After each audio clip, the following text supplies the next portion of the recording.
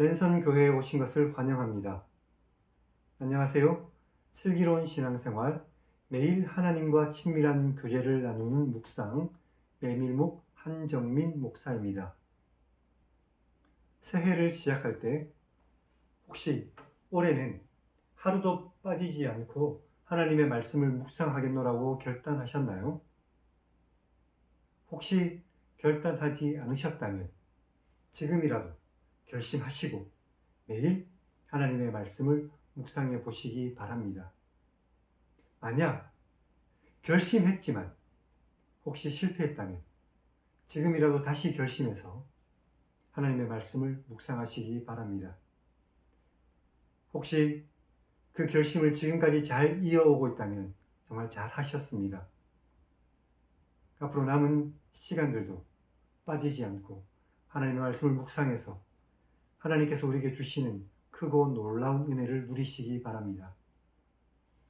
하나님의 말씀은 정말 꿀보다도 더 달고 아름답습니다. 혹시 아직도 하나님의 말씀이 달고 아름답다는 것을 느끼지 못하셨다면 그 맛을 느끼기 위해서 더 깊이 하나님의 말씀을 묵상해 보시기 바랍니다. 여기 메밀묵과 함께 하나님의 그 맛있는 말씀을 더 깊이 느끼는 복된 그리스도인들이 다 되시기를 주님의 이름으로 축원합니다. 우리는 지난 시간에 창세기 9장을 읽었습니다. 무지개를 징표로 다시는 세상을 홍수로 심판하지 않으시겠다는 하나님의 약속을 읽었습니다. 그리고 홍수 이후 다시 타락해져가는 사람들의 모습을 읽을 수 있었습니다. 오늘은 창세기 10장을 읽겠습니다. 창세기 10장은 창세기 5장과 같이 족보가 기록되어 있습니다. 창세기 10장의 족보는 노아의 아들들로부터 시작되는 족보입니다. 노아의 후손들은 각 지방과 각 나라의 시조가 됩니다. 여기 족보에 등장하는 노아의 후손들의 이름은 고대의 어떤 지방들의 이름이거나 어떤 민족들의 이름입니다. 결국 노아와 그 아들들을 시작으로 온 세상에 사람들이 퍼져나가게 된 것이죠. 하나님께서 말씀하신 것처럼 온 세상에 사람들이 번성하게 되는 것입니다. 그럼 성경을 읽겠습니다.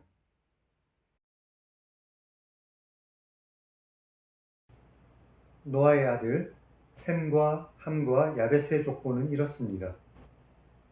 홍수가 끝난 후 그들이 각자 아들들을 낳았습니다.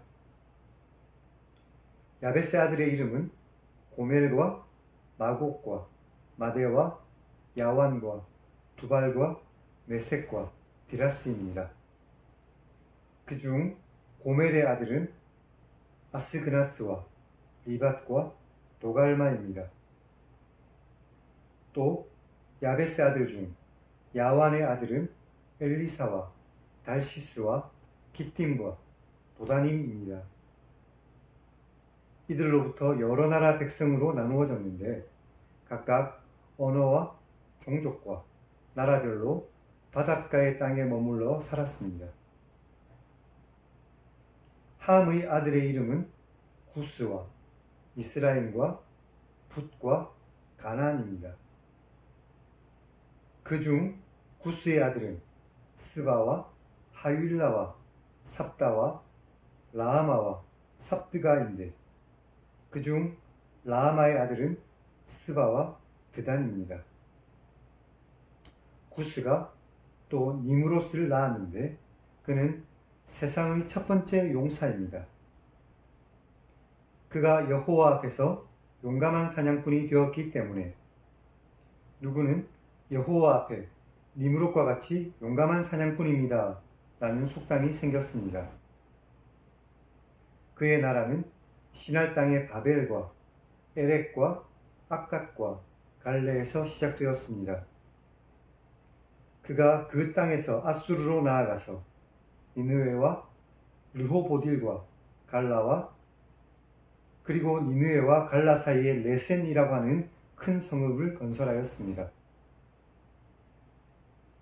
함의 아들 중 미스라임은 루딘과 아나밈과 르하빔과 납두힘과 바드루심과 가슬루힘과 갑도림을 낳았습니다. 그런데 가슬루힘에게서 블레셋이 나왔습니다. 함의 아들 중 가나안은 큰 아들 시돈과 헷을 낳았습니다. 그리고 여부스 족속과 아모리 족속과 길가스 족속과 히위 족속과 알가 족속과 심 족속과 아르왓 족속과 스말 족속과 하맛 족속을 낳았는데 이후로 가나안 자손의 족속이 여기저기 흩어져 살았습니다. 가나안의 경계는 시돈에서부터 그라를 지나 가사까지와 소돔과 고모라와 아드마와 스보임을 지나 라사까지였습니다. 이들은 함의 자손입니다.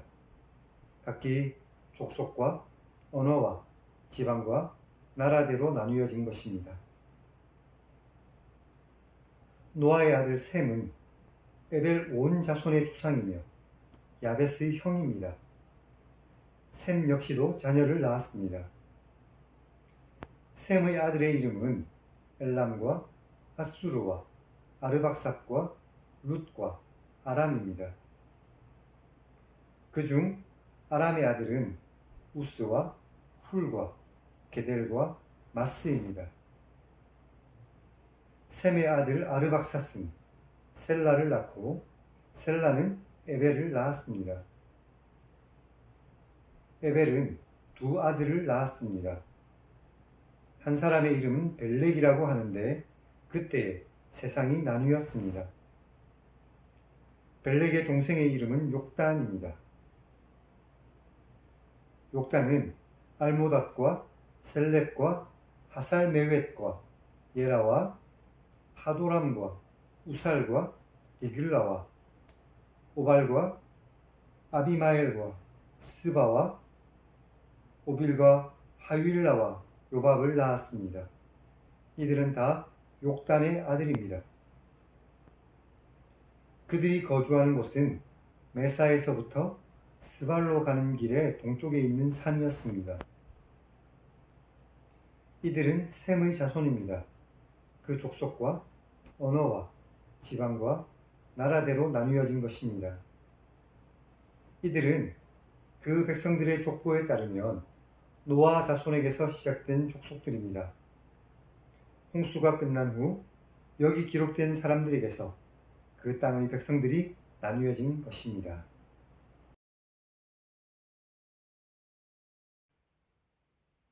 오늘은 여기까지 읽었습니다. 노아의 아들들은 각각 그들이 사용하는 언어, 그리고 종족, 그리고 위치별로 민족이나 나라를 이루어서 살게 되었습니다. 여기 등장하는 니므롯이라는 사람에 대한 견해도 다양한데 아마도 고대 제국이었던 메소포타미아의 전제 군주를 가리키는 것 같습니다. 니므롯의 뜻이 반역이라는 뜻이기 때문에 바벨탑을 쌓은 주동자라는 견해도 있습니다. 25절에 벨렉이라는 이름의 뜻은 나눔입니다. 이때 세상이 나뉘었다는 것은 아마도 창세기 11장에 등장하는 바벨탑 사건을 의미하는 것이 아닐까라고 이해할 수 있습니다. 민족들이 이렇게 나누어지면서 하나님을 알지 못하는 민족과 그리고 하나님을 섬기는 민족으로 나누어집니다. 우리는 하나님을 섬기는 민족의 계보 가운데 있습니다. 하나님께서는 이 계보 가운데 우리를 두셨습니다. 그 은혜에 늘 감격하고 감사하면서 이 땅 가운데서 믿음으로 살아가는 우리 모두가 되어야 할 것입니다. 이제 하나님 1인칭 시점의 성경 읽기를 시청하시겠습니다. 족보 역시 하나님의 시각으로 읽으면 다르게 느껴진다는 것을 우리는 창세기 5장을 통해서 이미 느껴보았습니다. 하나님께서 홍수로 세상을 심판하셨지만 결국 온 세상의 사람들이 다시 번성하게 되었습니다. 우리의 삶에도 어렵고 고통스러운 순간이 찾아온다고 하더라도 다시 하나님의 은혜로 행복하고 기쁘고 만족스러운 삶들이 이어지게 될 것입니다. 이 날을 위해서 늘 하나님만 바라보고 하나님만을 의지하는 복된 여러분들이 되시기를 주님의 이름으로 간절히 축원합니다. 그럼 다음 시간에 뵙겠습니다.